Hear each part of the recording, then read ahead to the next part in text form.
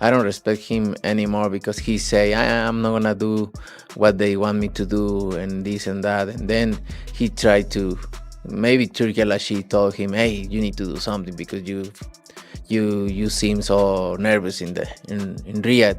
So, and he tried to like he walking me back, and that's why I pushed him. And like I say, don't with me. Does it bring a different Canelo then? Yeah, it's different. Yeah, you watch Saunders fight, right? Which one? The Saunders. Oh, he pissed me off. He pissed me off. Yeah. So.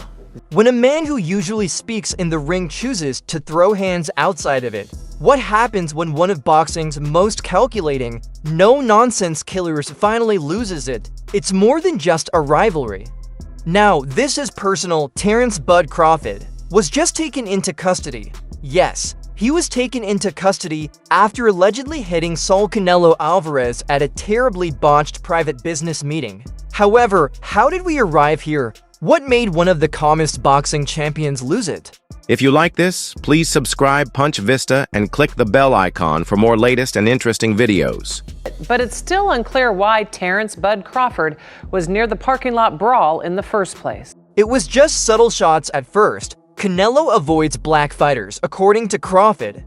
Crawford hasn't done enough to merit a shot, Canelo retorted. There was more to it than trash talk, it was impolite.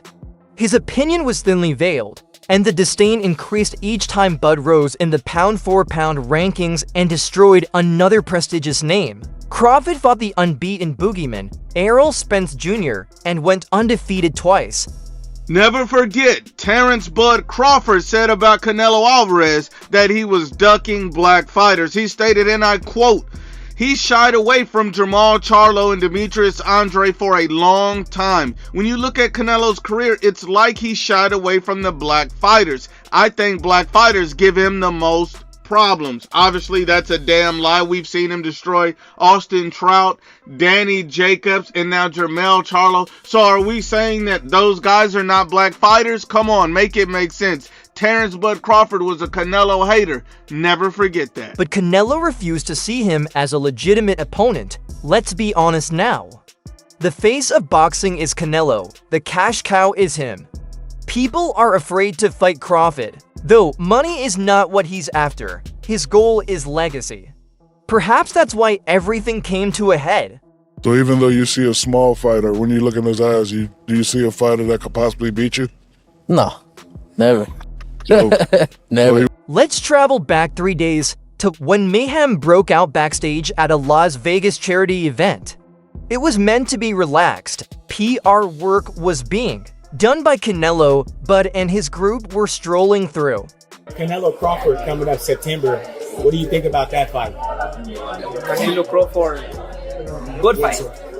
Good fight. Canelo has advantage because Crawford moving up, but my advice to Crawford is like maintain the speed, improve the speed, and improve the strength, because it's hard to go up in the higher weight and maintain your speed. So speed is the key. Like he should focus on speed, footwork, and improve the power. However, the energy changed as soon as those two eyes met. One man, Crawford, allowing years of stress to explode with one clean right hand to Canelo's jaw without gloves or security in a timely manner. It was caught on camera. TMZ shared it. Social media went crazy in a matter of minutes. The altercations. Video went viral on social media. Is there anything that scares you, Canelo Alvarez? What frightens you? Nothing about boxing. No. This is what I love. Yeah. So. In the video, Bud was seen being led away by Vegas police while they yelled, "He's been ducking me for years," and Canelo was receiving treatment for a broken lip and what some are referring to as possible orbital damage. Although the accusation is misdemeanor assault, the scenario is more serious than it appears because it took place in a prominent location. According to reports, Bud's promoter is in full damage control mode, and the Nevada Athletic Commission is involved. Bud Crawford isn't a hothead, you see. He's among the game's most composed and icy killers. He's not very talkative, he causes harm to others. Therefore, it says volumes about him to lose control in this way. It was more than just boxing. This was the result of years of disregard, repressed rage, and being disregarded by Canelo, the promoters, and the media. Canelo had 3 chances to battle GGG. He battled Ryder, Kovalev, and Bivol, and he even went as far as 175 for a payout, but Crawford never received the respect or the call. And eventually, punches start to fly when someone like Bud feels disrespected. For a long enough period of time, in a swift statement, Canelo's team described the strike as unprovoked and shameful for the sport. Spaceman Films. What up, Biz? Who you got? Canelo Crawford. Yeah, got Canelo. I heard the punches that he hit Charlo with. I don't know if Crawford can absorb those punches. I know he's a great man and a great warrior.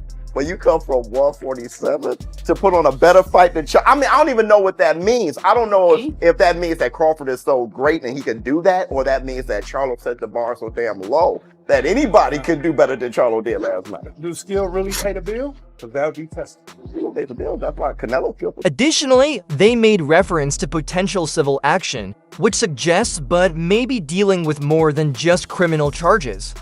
Here's where the irony lies. This could be the greatest payout of Bud's life, but it could also be the most foolish thing he's ever done. Why? This simply elevates their match to a higher level. I mean, who wouldn't want to watch? There's actual beef now, there is genuine feeling.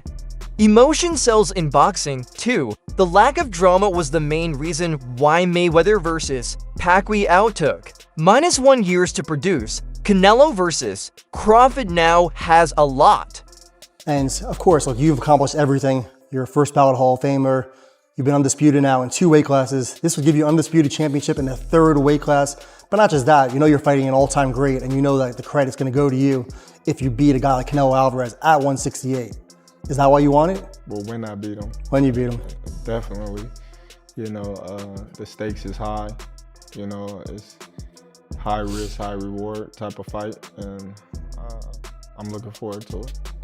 When would you say, from memory, that you first thought this fight was a real possibility, that you started thinking about this fight actually happening? Well, I started thinking about it, you know, a couple of years ago when they started talking about Spence fighting Canelo. Then just, you know, sizing him up, like, all right, how tall is he? You know, how long his arms and things like that, just sizing him up like that and going to his fights and things like that. And when he walk out the ring, I'm looking at him like, all that big, you know, so me talking with Turkey and Turkey not wanting to fight, and me like, yeah, this is the fight that I want, being that, you know, he's the last great fighter of our era, you know. That's just like, you know what I mean, me fighting a Pacquiao, Mayweather, De La Hoya, and things like that. So that's why I wanted to fight. That concludes today's video. Please remember to hit the bell button, subscribe, and give a like if you liked it so you don't miss any of our next videos. Additionally, remember to leave a comment with your ideas.